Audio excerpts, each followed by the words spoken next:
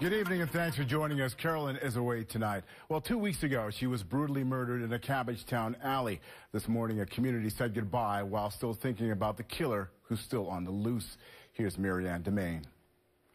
In just 2 days, Americans head to the polls and the candidates are making dozens of stops as they battle for the White House and a handful of states. With more now, here's Eric Sorensen. Mitt Romney. And there are overwhelming signs tonight that thousands of Americans are at risk in the wake of Hurricane Sandy.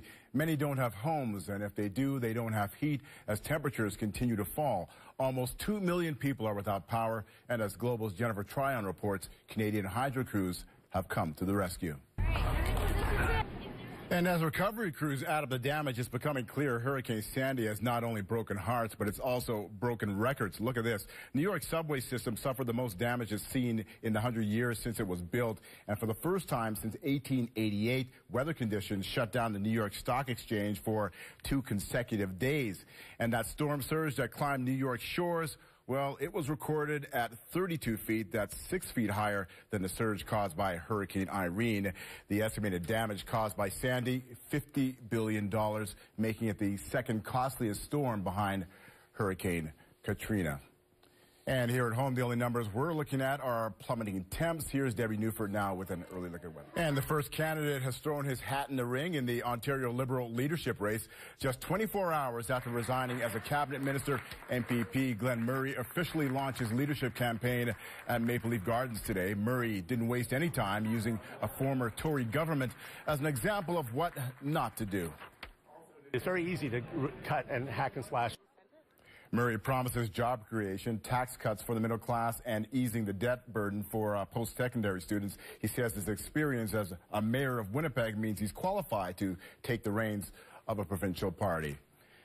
Meanwhile, Toronto Mayor Rob Ford is facing tough questions, and the TTC's top man is looking for answers. TTC boss Andy Byford says he's not happy with reports Ford used 2 transit buses to drive his football team around. Last Thursday, the mayor reportedly had customers removed from the buses and ordered the vehicles to pick up his players after a game. Byford says he'll complain to the police and the mayor's office. Today, during his radio show on CFRB 1010, Ford skirted around the issue. Coming up, you might think it's just a practical joke, but it's a dangerous phone prank that's so popular it's got its own name and someday soon could have deadly consequences. We'll explain after the break. And maybe it's a little early, but we've got something to get you in the holiday spirit. Hounds dressed to the nines in festive fashions. What the winner will be taking back to their doghouse, that's straight ahead. Welcome back. Hard to believe she wasn't hurt. An elderly woman managed to walk away after slamming her car into a Scarborough convenience store this morning. Amazing pictures here. Police say the woman hit the gas instead of the brakes. The car was totaled and she was a little shaken up. There's no damage estimate for the store, and lucky for her, no damage to her driving record. Police say she won't be charged. And this car accident in Vaughan left a 40-year-old woman with serious injuries. The victim was airlifted to Sunnybrook Hospital after she got trapped under a vehicle during this 2-car collision at Jane and King. She is also expected to recover. And you'll hope it never happens to you. When most people dial 911, it's a real emergency, but there's a disturbing trend where some people are calling the police just for fun.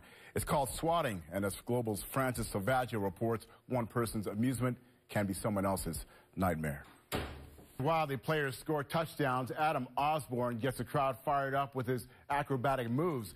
No, he's not the mascot. He's a male cheerleader, and despite the criticism, the trailblazing kid from California is winning hearts on and off the field. Tony Lopez has the story. Around the world tonight, things are heating up as the Prime Minister looks to boost trade in the Far East.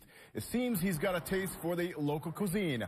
While en route, Stephen Harper and his wife treated reporters to some spicy samosas, full plate there. Following the stop in India, the PM moves on to the Philippines and Hong Kong, where he will observe Remembrance Day. Coming up, what did some long-distance runners do when the New York Marathon got canceled? Well, they headed to Markham and hit the pavement for a good cause. That story after the break. And also coming up after the break on the score on Global, the Raptors return to the... Here at home, athletes in Markham are running for a good cause. With the New York Marathon canceled, some of those runners changed gears and ran the ANGUS GLEN half marathon instead. Proceeds from the event will go to the Markham Stouffville Hospital.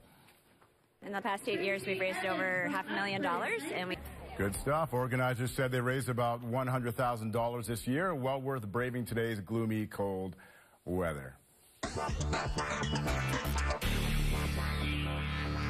Laura Dykin joins us now from the score. And Laura, the Raptors had us worried, but they finally get it started, right? Well, we knew they were going to win a game at some point. Let's hope. We don't want them to go 0-82, but yes, they were in Brooklyn last. And Nigel, stop. Well, the very classy Royal York Hotel has literally gone to the dogs. Pups dressed up in quirky holiday fashions and competed against each other for the most outrageous holiday costume. And you're looking at it. The winner received a grand prize of a complimentary weekend stay at the Royal York. All the money collected at this gate for the event is going to the World Society for the Protection of Animals. All right. Weather going to the dogs, too. Right, Deb? Final check right now. Here she is. Yes. Indications are at this point that it will hug the coast and bring some problems for the mid-Atlantic to northeastern United States. Yeah, and we were talking earlier about this, too, that we both have folks that we know that could be affected by this. So, yeah, definitely we'll be keeping an eye on that. Well, that is for Global News for tonight. I'm Rob Malcolm. Stay tuned for the West Block, followed by Focus Ontario at midnight. Thanks for staying up late with us. Good night.